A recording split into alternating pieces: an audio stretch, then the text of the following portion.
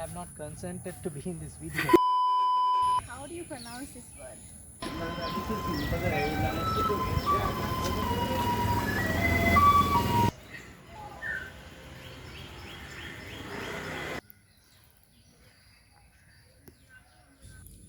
Hey guys, it's Udara.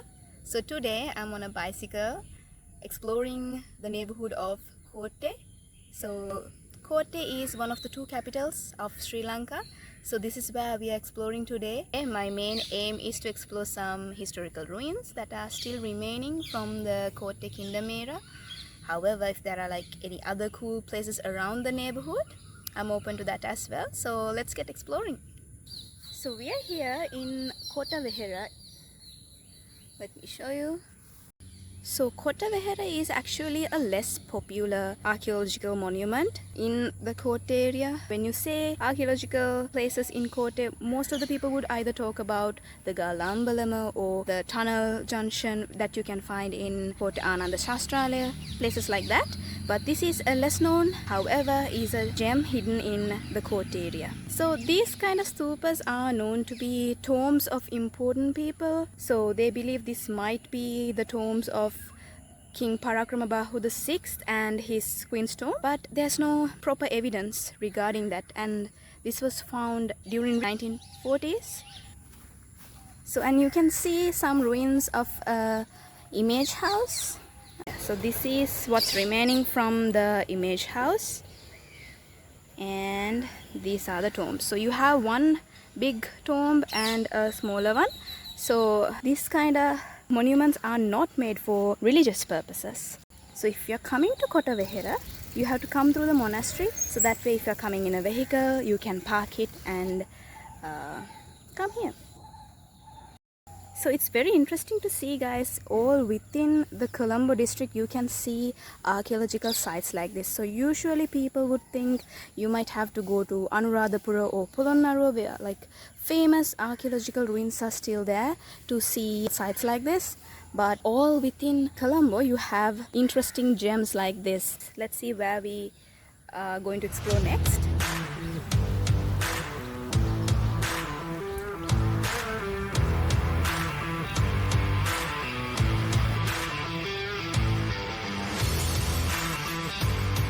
So we had a quick snack and then we are ready to explore more.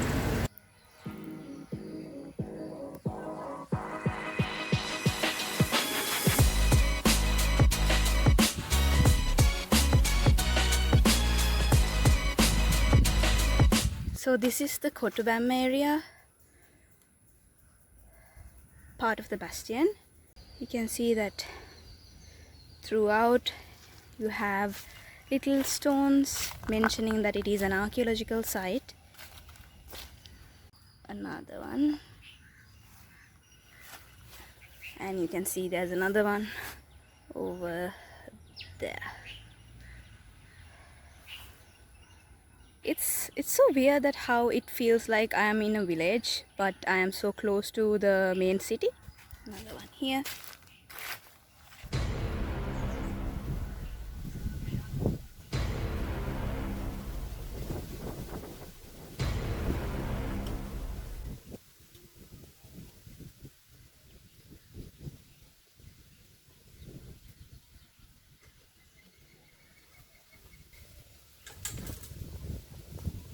So you can see how the same wall is continuing. Yeah, it's called the rampart. It's continuing from all the way from there, and it continues, guys. So you can see it is still continuing all the way to the end of this road. So people have built houses on top of it. You can see the archaeological department's marks everywhere.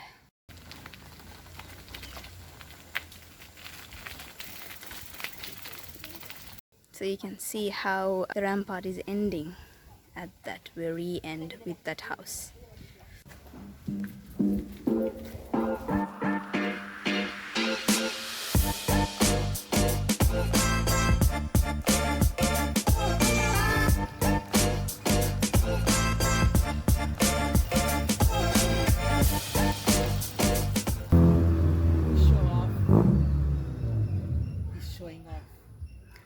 So we are here at the Angampitiya playground now. So this is where they practiced the old martial arts, which is called Angampura. So makes sense how they got the name Angampitiya, which is Pitya means the ground and Angam is the name of the martial art. So they have made this in recent times to symbolize. So currently this is just a children's playground and you can see football and cricket. Yeah, It's basically a sports club. it's basically turned into a sports club nowadays, but back then it used to be the main ground where they practiced the martial art Angampura. So there is something really interesting here on the road. I'm guessing it might be something related to archaeological, and you can see like all these arrows kind of things kind of look ancient also. I don't know whether that was on purpose. So from all the way back there it's been continuing. So we are gonna follow this and see where it leads us.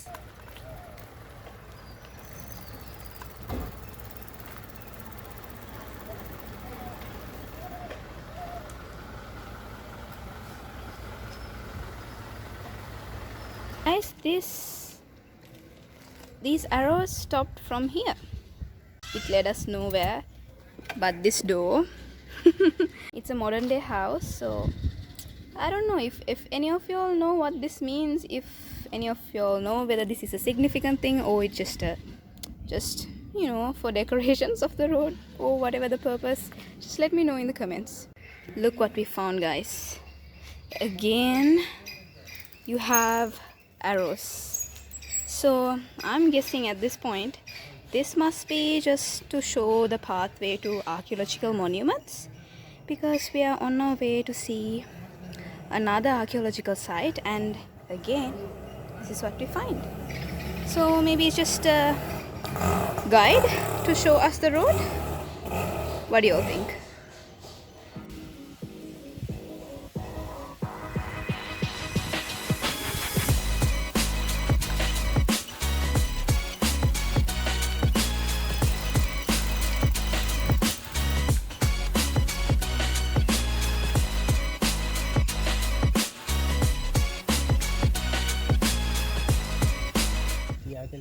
Protection so that enemies can't cross it easily.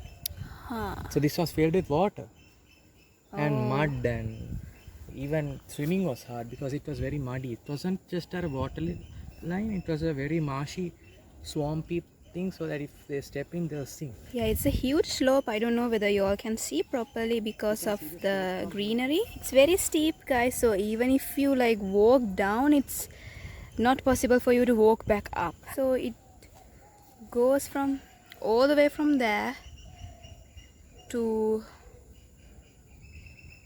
here. It continues. So you remember what we videoed at Angampitiya? That is the western end of this same wall. This is the continuation of that wall. That's the eastern end. It finishes at Diyavan. Good to have a local guide, guys. So if you're coming to explore these areas, make sure you bring a local guide like me. Don't record me. Okay.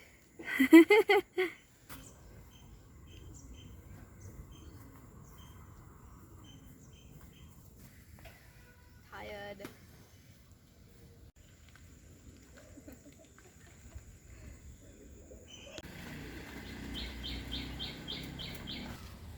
So you have all the details and an ancient Kotte map over here. So we came from the other side, but you can enter to see the ancient fort through this way as well. Right now, this is right here. There. That's where we are right now.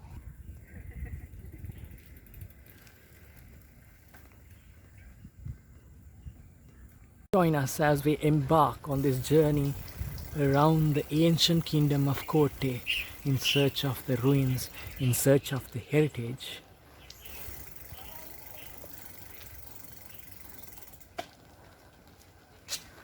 And there goes Udara, and she bounces on top of a bump. That's very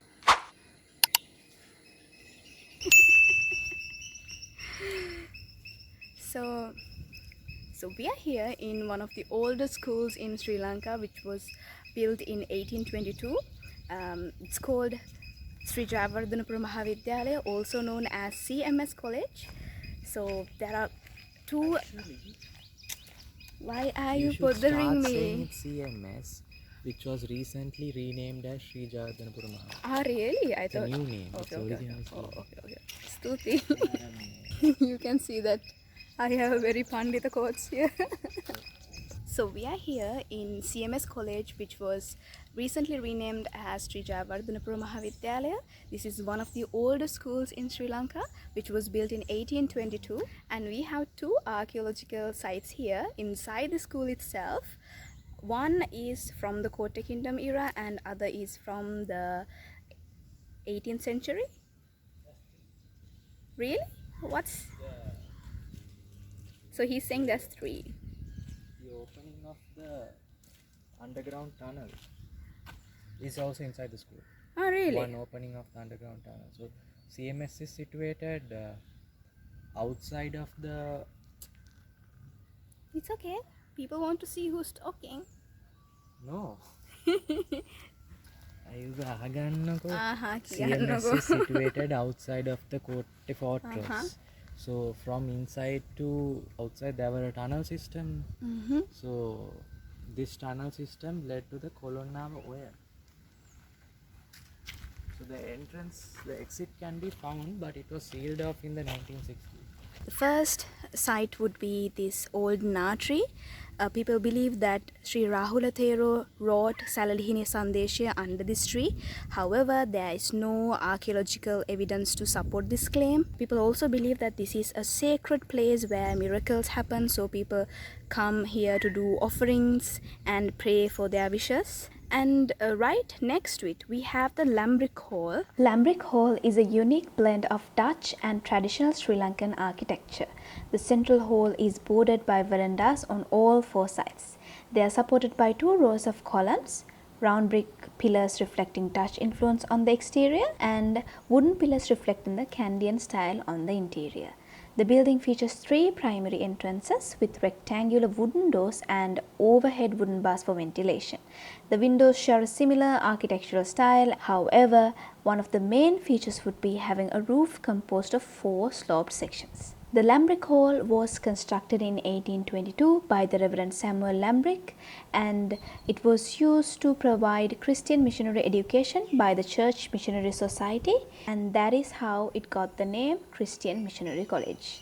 So next up, we went to the Kotte Museum that is located in Bangala Junction. It's along the main road between Pitakotte and Borella. This museum had a pretty impressive collection of things that they found in the old Kotte era, from regional flags to traditional clothing and ancient statues, coins, and even weapons. So this used to be the residence of E.W. Pereira, a prominent figure in the Sri Lankan independent movement. So you can find a unique collection of items associated with him as well. Unfortunately, we couldn't film inside, but trust me, it's definitely worth checking out if you're into history. After checking out the Kotte Museum, we headed to the Kotte Rajamaha Viharaya. But since we were not dressed appropriately, we didn't go inside. This temple is loaded with history. King Parakramabahu VI built it closer to his palace to ensure regular religious practices. This temple once housed the sacred relic of the tooth of the Buddha, which is now present at the Sri Darada Maligava in Kandy. Sadly, the Dutch came along and has destroyed most of this temple. They have rebuilt it later, and you can still see some of the ruins there, like parts of the stupa and a few stone pillars from the old Kotte Kingdom. So right next to Rajamaha Viharaya, we have yet another archaeological site at Ananda Shastralaya School. So this is believed to be a tunnel junction.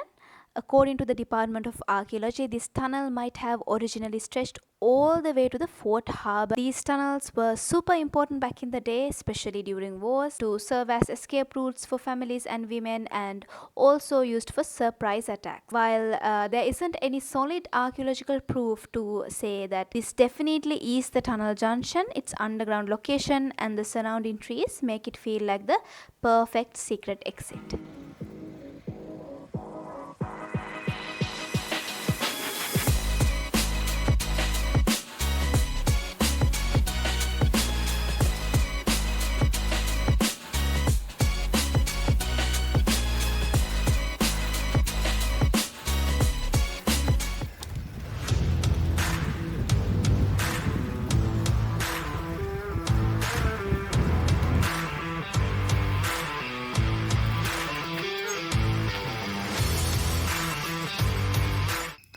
So we are here at yet another archaeological site.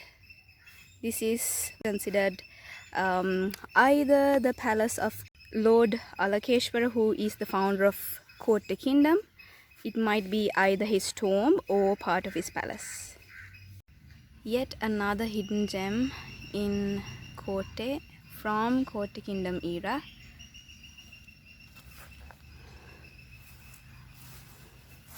So this experience of going around Kotte has been really nice, you guys. Thank you for joining me through this epic adventure through the ruins of Kotte Kingdom, guys.